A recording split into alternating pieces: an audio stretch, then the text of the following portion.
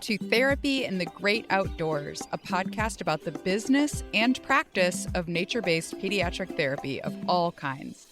If you are a nature-loving therapist who works with children, this podcast will help you start taking your work outdoors into nature and help you grow a profitable nature-based therapy practice or program that connects children to nature and changes their lives and yours forever. I'm your host, the ever honest, always 100% real, Laura Park Figueroa. I have been a pediatric occupational therapist for over 20 years. But 7 years ago, I almost left the field entirely. I was so burned out. And nature-based therapy is what saved me. It reignited my love of my work, and I saw profound changes in the children that I was working with.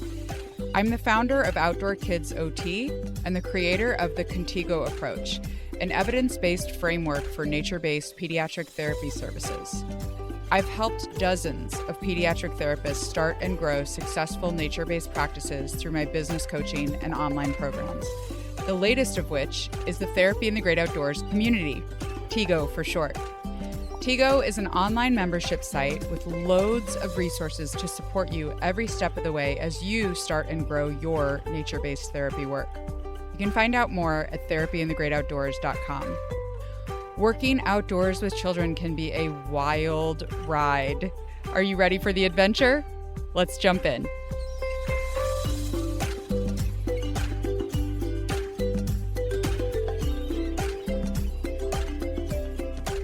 Welcome to episode 10 of Therapy in the Great Outdoors. Now, this was supposed to be an episode where I review a research article. However, the research article that I chose, which is an incredible article, I don't actually want to give away the title yet.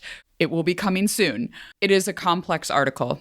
It took me a lot more time to read it than I thought it would, and I could not get it ready by today. And I want to have an episode out for you every week for a little bit now. And so I am going to take a little bit of a turn to focus more on the business and programmatic aspects of running a nature-based therapy practice or program. Now, I say this often, it is worth repeating again. Even if you are not running a business, if you are not running a nature-based practice as your main source of income, as a business that you are doing either mostly part-time or even full-time, this information is still relevant to you because if you are, for example, a school-based therapist who wants to run a nature-based camp during the summer, you still need to have most of this stuff in place that I am going to talk about today. So I don't intend it to overwhelm you. I do intend it to give you a resource of actually thinking through the logistics involved in running a nature-based practice, because there are lots of things that you need to consider to run an effective program. Now, the four systems or areas that we are going to talk about are mindset, operations, marketing, and finances. These are the four areas that I believe, and I have proven, I guess you could say, through many people taking my Business Bedrocks group coaching program, these areas are foundational to the success of your nature-based practice or program. So let's get right at it. Let's start with mindset. Mindset, when I say a system around mindset, that can be a little bit weird, right? To think about having a system around mindset. And what I mean when I say that you need systems around the area of mindset for yourself is that you need a plan, a go-to system for how you are going to first continuously work on your mindset, because as you put yourself out there offering a service or running a business, you are continually going to hit mindset blocks.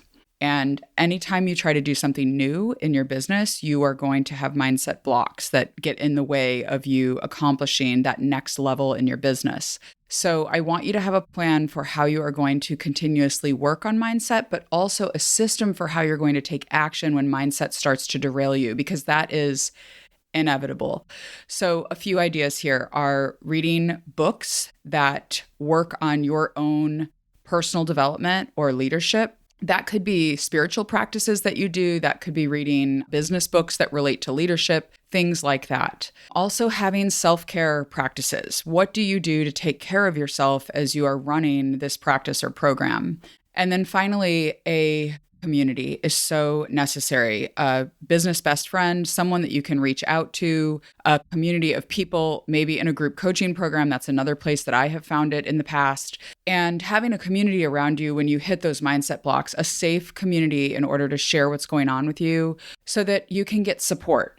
Because I really believe that mindset issues fester when they are not brought to light, when they are not shared in community with other people, when we retreat and go alone and go into our own little cocoon, right? Now, there may be a time for that. There may be a time for that to take your own time away and think and reflect and in a healthy way. But I think you can probably relate to this, right? Like a lot of times when we are experiencing hard emotions, there's some sense of, I think of Brene Brown's work, like there's some sense of shame around the emotions that we feel or the mindset issues that we're having. And so we tend to retreat and not share them with people when really that's what we need to do is share them in community with others to get support. So those are some like just basic ideas for some ways that you could have systems in place around mindset in order to really be able to accomplish things with your program or your practice, and really impact more lives. I will say too, Carlin Neek's work on, she's an OT who is in the mental health arena, and she speaks a lot about acceptance and commitment therapy. And I did an episode with her on the Mind Your OT Business podcast, which I'll link in the show notes here if you want to reference it. And she talks a lot about acceptance and commitment. So it's like the idea of accepting that those feelings are there, that your emotions are there when you're in a low place or having mindset issues, and then committing to taking small action. So that's a great example of a system, right? Because you can accept that those hard times are going to come, that those low days are going to come as a business owner or a program director. And then you can commit to taking small action. So maybe you just know that when you have those low days, you need to get out in nature for a while, things like that. So I hope that was helpful. And let's move on to operations. So I start with mindset all the time because I feel like that is key, right? That's where we need to start. But operations means anything that you have to do in your business to make the business run. Like, how do you do what you do? How do you deliver the services that you deliver in your business? So this is where I think most new nature-based practice owners get very overwhelmed because there is a lot here. So just a brain dump off the top of my head, and there's probably more than this, to be honest. You have to think about how you're going to intake clients, service delivery,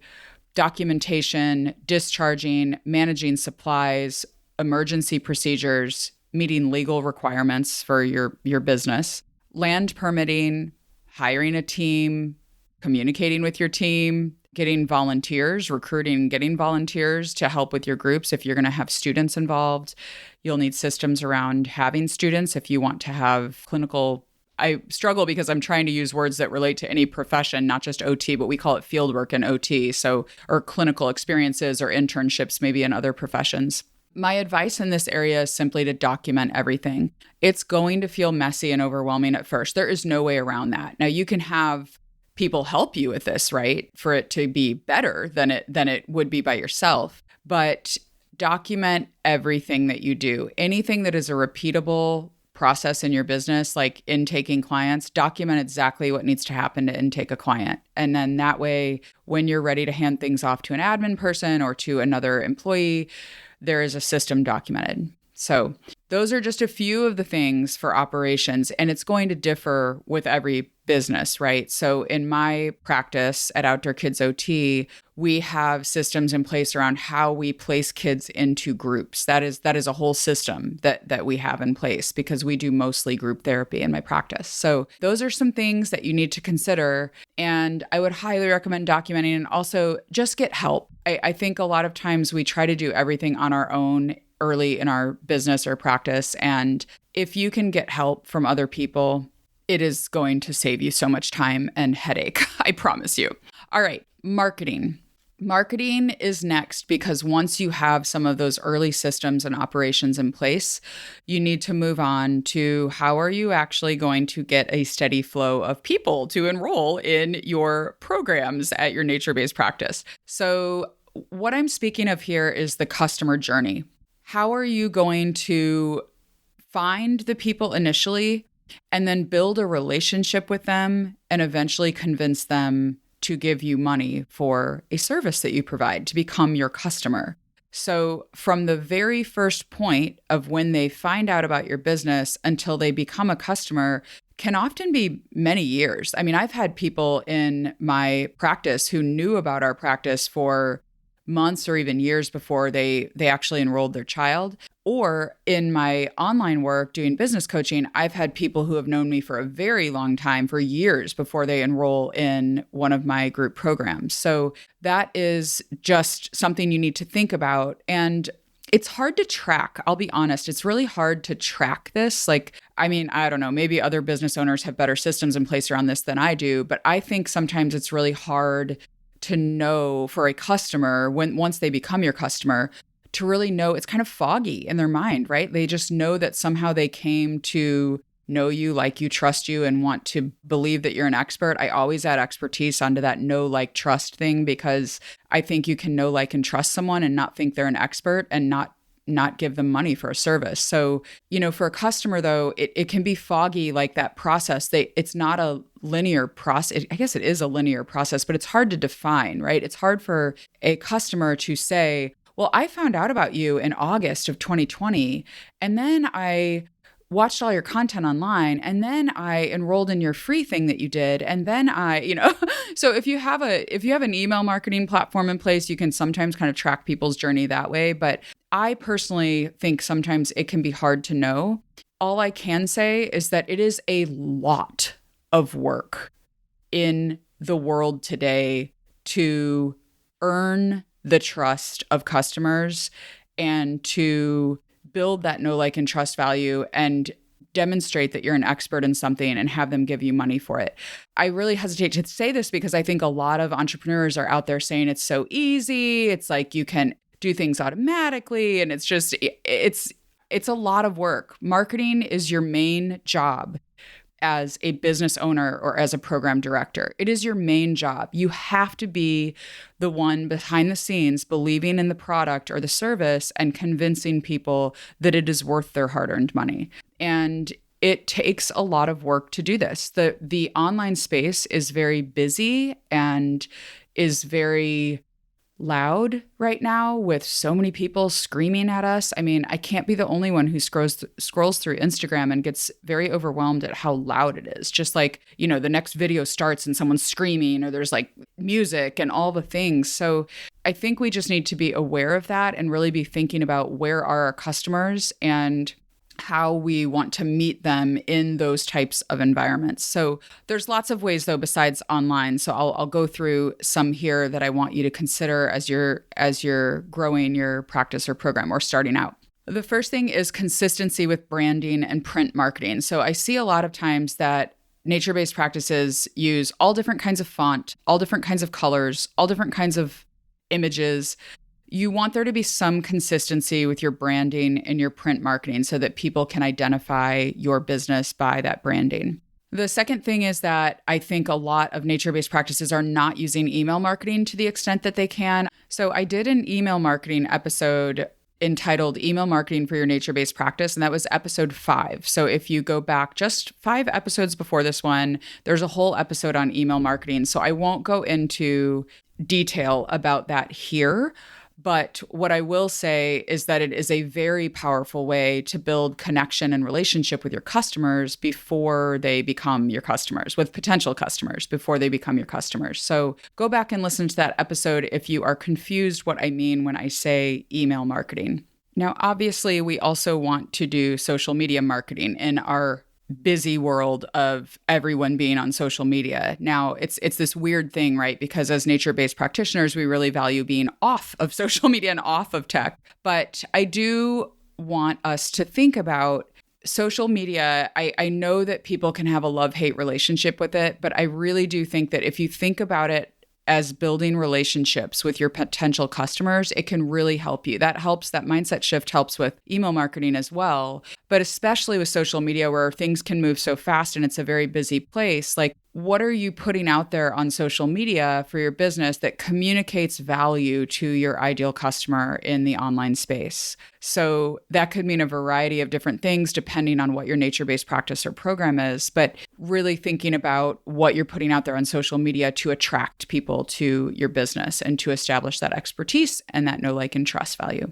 And then finally, I really think that in-person marketing still has a huge place for us as nature-based practice or program owners. I think that outdoor program events or family-friendly events are a great place to make those in-person connections. There was a really great post, and I can't remember who posted it, but there was a really great post inside of the Therapy in the Great Outdoors community about tables, like what to put on a table at a marketing event like that. So go check that out if you are thinking about doing some sort of in-person event and want ideas. There were lots of comments on it. A lot of people weighed in with really great ideas about how to kind of set up an in-person marketing table at an outdoor event like that, where there's different programs being highlighted and families may be there to check out different programs, like a summer camp fair or something like that.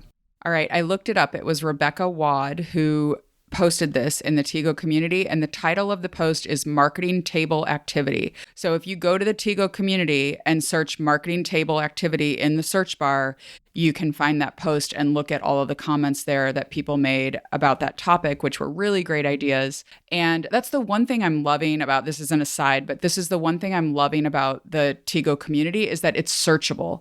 So anything that you want to search in the entire platform, you can find it by just typing in the search bar at the top and it will pull it right up for you. So that is a great aspect of the community there. All right, let me go back to my notes here. And the last thing I want to say on the marketing front is about website design. So I think a lot of times we design our websites and they're very overwhelming for customers. So the main thing I'm going to say here is think about ease of use for your customer. I had a really good friend of mine who I knew would be honest with me look over my website when I first designed it for my practice and tell me what was confusing to her or what she didn't understand. I actually had my sister do it too because I knew she'd be honest with me. So that is a great way to have someone outside of your practice, right? Like outside of your therapist brain, look at your website and give you feedback from someone who would not be a therapist looking at it. They can kind of model being a potential customer for you and give you advice for what to change.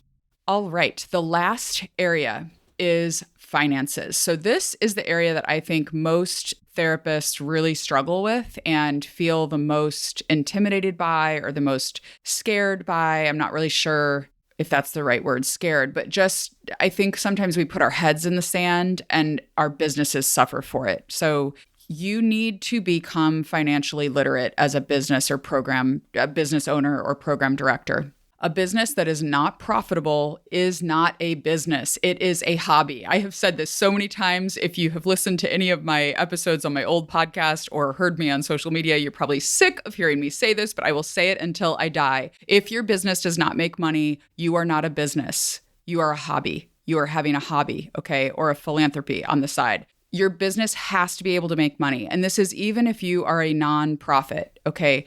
In order to survive and to continue serving families, your business must be able to make money. Nonprofits are just different in how they can get money to fund services, right? They can apply. For-profit businesses actually can apply for some grants. Now, that is a misnomer, and maybe someday I'll do a podcast episode on that in the future, probably when I'm trying to do it, because I often make podcast episodes based on what's going on in my own business. But nonprofits just differ in how they can get money in to fund services. So they generally have more access to grants and they can fundraise, have people give on top of what they pay for a program to fund other services. And then the people can get a tax write-off for it. But nonprofits still have to make money too. They have to be able to pay their people and they have to be able to pay for all of the things needed to run operations and have supplies and rent space for services and all of those things. So it is a misnomer that nonprofits can operate with no profit. It's not true. They have to be able to balance their budget and pay for everything. So in the finances area, I want you to really learn about budgeting, learn how to budget your money in your business. And for me, that kind of came after I actually did some of these other things that I'm going to mention here. But the book I always recommend is Profit First. Just read Profit First. Try not to get overwhelmed. Find an accountant to help you. And that is a really great system. It has saved my business so many times, that the system from Profit First. Now, if you have listened to me before, you know I don't do it exactly as the book says, and I teach how I do it in my programs, which I think is a vastly simplified version, which makes a lot more sense for smaller businesses, but I can't get into all that here. So I'll just say Profit First. If you are starting or growing a nature-based business, highly recommend that book to help you manage the money in the business. Now, other things you need to consider with finances are meeting legal obligations. So I learned a really hard lesson on this when I moved to Wisconsin last year, because it's not that I was ignoring it. It's actually, I was just super overwhelmed with life, because I was like in the middle of my PhD program, moving cross country and still running a business in California. And it was just a huge life transition. But what happened was I didn't know that because I had moved to Wisconsin, I now needed to register my business as a foreign entity in Wisconsin, because I was an employee of my business in California, but I was living in Wisconsin. And so they had to do withholding from my paycheck through my business for Wisconsin rather than California. And it literally did not occur to me. So just meeting the legal obligations for finances in your business is really important, because I ended up having to pay, I don't remember how much it was several $1,000s, like back tax, because I hadn't done it early enough. I did it like 9 months after I moved or something. The other thing that I learned a lesson on when I moved was sales tax. So this is something else to think about. Services are, well, I'm not an accountant, so everything I say here, take it with a grain of salt and just know that I'm not an expert on finances. But sales tax, in my experience, what I have seen is that services, so if you're providing a therapy service, services are often exempt from sales tax. You don't have to charge sales tax and pay it back to your state or municipality. But you need to check, because sometimes tax is required for different things that we offer. For me, the way I learned this was my digital products. So I have digital products that I sell online for nature-based practice owners, and those usually do require sales tax. In California, they don't tax digital products, which is shocking, because California taxes everything else like astronomically. Like everything I've heard is like, get your business out of California if you can, because the tax implications are so huge for a business. So my business isn't leaving California. It's staying open. But I've just heard that in entrepreneur spaces. And I think most of us have even seen that, right? In the media, we've heard of a lot of businesses leaving California and moving to other states like Tennessee or, the Midwest or Texas, where things are more affordable for them to have their main hub of business, right? So I don't know much about that. I just know that that's what I've heard. But what happened for me was that in Wisconsin, some digital products are taxable. So we had to go through like nitty gritty through everything we sold in my business and basically split out what we sold after I moved to Wisconsin that was digital, and then split out what the percentage of the Wisconsin profit was. I mean, it was a total mess, my taxes last year, because we moved in like April. So like part of the year was California, part of the year was Wisconsin. So my accountant is incredible. I love her. She has helped me so much. Her name is Sandy York. I don't know if she has space, but if you reach out to her, tell her I sent you. She's under @FitMoneyCoach on Instagram. You can follow her for tips about accounting and business taxes and things like that. She was just really great with helping me through all of the legal obligations when I moved. And then also when I split the businesses out. So now Outdoor Kids OT and Therapy in the Great Outdoors are two different businesses, literally two different legal entities, different bank accounts, different staff, all of that. So that was a big thing that went on too. So, okay, I digress. Sorry, you probably don't need to know all of this, but I'm sharing my own experience here to say it's not a joke to just be like, oh, I'm horrible with finances. I don't know about money. Like, you have to learn this stuff if you're going to run a practice or a program, at least to a level, or at least have help, and at least learn it to a level where you're a little bit competent, where you understand the numbers, right? So that you can run an effective business that has money to pay people and to continue going on forever and helping more people and hopefully growing and helping more people. Okay, the last thing I have here on the list with finances is invoicing and tracking payments. So this is kind of more at the nitty-gritty admin level in your business, right? Not like, oh, make sure you meet legal requirements for your state or your government, whatever, but like really making sure that you're getting paid for the services that you provided and that you're tracking people who haven't paid, that you're following up, that you're then getting that payment, and that you have a system in place for people to pay easily. If you can reduce friction for people paying you, your business will be better off financially. So think about, from the customer side, how easy is it for people to pay you? All right. We live in a digital world. I've talked about that on this episode here with like social media and things like that. Like, we live in a digital world.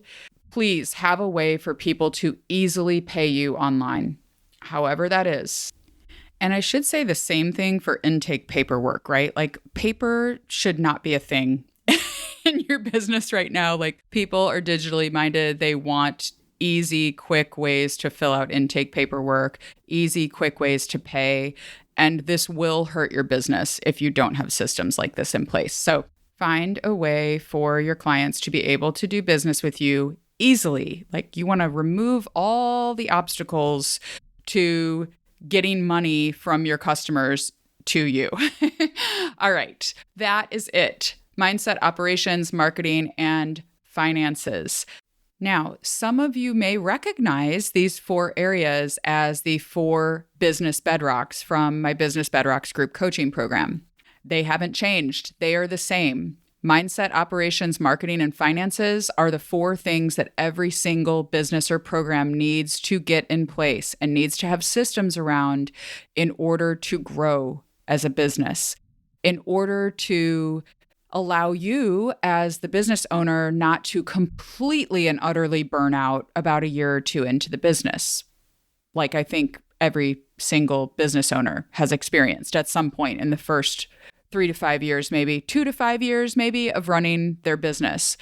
So I chose to do this episode and to review the Business Bedrocks areas here because we are opening the Therapy in the Great Outdoors Business Hive, which is what we're calling the spaces in the TIGO community that have all the business content. So the Business Hive is going to be full of resources and support for you as a nature-based practice owner or program director. So if you need the business stuff from this episode that I talked about, the Business Hive is absolutely for you. It absolutely will save you time and energy and money and stress when you are growing your practice or program. So what you are going to get inside of the Business Hive is a private discussion area just for people who are running businesses or programs. Now, I think the value of this is huge because a lot of times, at least for me, I find that I have things that I deal with in business that I'm only willing to share in a smaller, more private space because I don't want to share them publicly online in some huge entrepreneur group that's a public forum with thousands of people. So we'll have a private space there for ongoing input from me and the group on different topics that you come up with and related to your business ownership. Like, you can ask for feedback there, you can vent and be frustrated. It's okay. All the emotions of the entrepreneur will be okay in this space. If you know me, you know I'm radically honest, and I hope that I create a space there for you where you can be as well, even when things are hard. So we'll have that private discussion forum, and then you also will get access to loads of templates and resources to help you in your business or program, as well as access to my entire Business Bedrocks group coaching program. This program has been raved about by the people who took it. There is going to be shortly, because I'm editing the website right now. There are loads of testimonials that you can read on the website about how impactful this program has been for other business owners. And that is going to be part of the Business Hive in the TIGO community. So you will get the Business Bedrocks group coaching program And we will have weekly calls from mid-August until late November. And then again from February until early May, we will have weekly calls inside of the group for you to get business coaching from me and from other people that are inside of the Tigo Business Hive. Now, when you join the Business Hive in the Tigo community, you also get access to our entire Tigo library, which is going to have treatment resources for you, as well as guest expert trainings for experts that we are going to bring in to speak on topics relevant to nature-based practice. Now, these are not just trainings where I invite someone to do a free thing. It is a paid expert that we pay to bring in to give a training, and then you get access inside of the Tigo library. So the library is going to be the space for all of the treatment resources, printables that you can use, infographics, and the guest expert trainings. And you get access to the Tigo library as well when you become a member of the Business Hive, where all the busy worker bees are working together to build something amazing. Okay, how's that for a nature metaphor? All right, that is it. We are going to open the cart for that program on the 25th of July, 2022. Now, if you're listening to this in the future, the plan right now in the business is to only open enrollment for the Business Hive and the Tigo library 2 times per year. So your chance to get in is during the last week in July and the last week in January every year.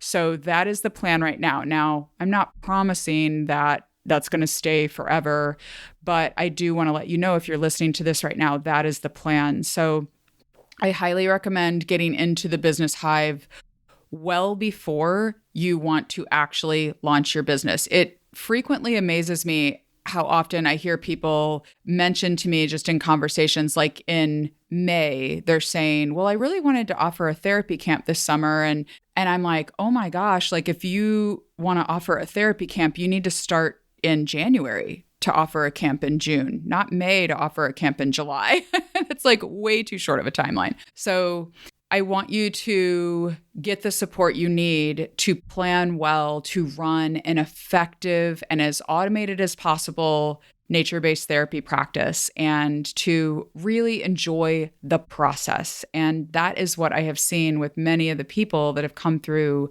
my programs, is that being together in community to do this really helps you enjoy the process, even when you're stressed, even when things are hard, okay? Because I'm not promising that you'll never be stressed if you are in my business coaching group, but it does really help to have community around you. So that's all. I can't wait to be in community with you if you join, because I have been missing doing this program. I love running bedrocks. I love doing business coaching. And because of all the setup for the Tigo community this year, I wasn't able to offer that program in the spring. So the last time I offered it, it ended last November. So I am ready to go. August 23rd is going to be our first call. We will start the Bedrocks content dripping out to people on August 2nd, I believe.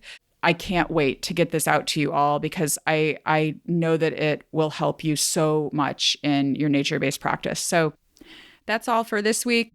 If this episode helped you, please will you tell me? It is really hard podcasting. I am a very social person. It is hard for me podcasting when I get no feedback about about episodes. It's a very one-sided kind of way of communicating.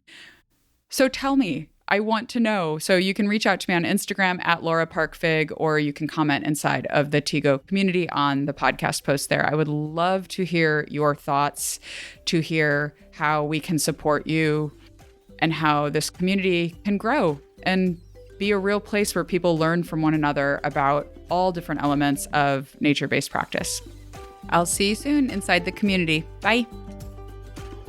Thank you so much for spending time with me today, exploring therapy in the great outdoors. If you liked what you heard in this episode, please leave us a 5-star review on iTunes so we can share the magic of nature-based therapy with a wider audience of therapists who work with children who desperately need connection to nature nowadays, just like we do. If you're ready to take the next step in this adventure, join our free Therapy in the Great Outdoors community at therapyinthegreatoutdoors.com. The Tigo community is a private space just for nature-based pediatric practitioners. We have loads of resources there to support you as you start or grow a nature-based practice or program. Our free Tigo community has a discussion forum, a jobs and volunteers board, a crowdsourced treatment activities section, as well as free video trainings, research article reviews, and book recommendations from yours truly. Head on over to therapyinthegreatoutdoors.com to join today. So until next time, get outside, connect, reflect, and enjoy the business and practice of therapy in the great outdoors.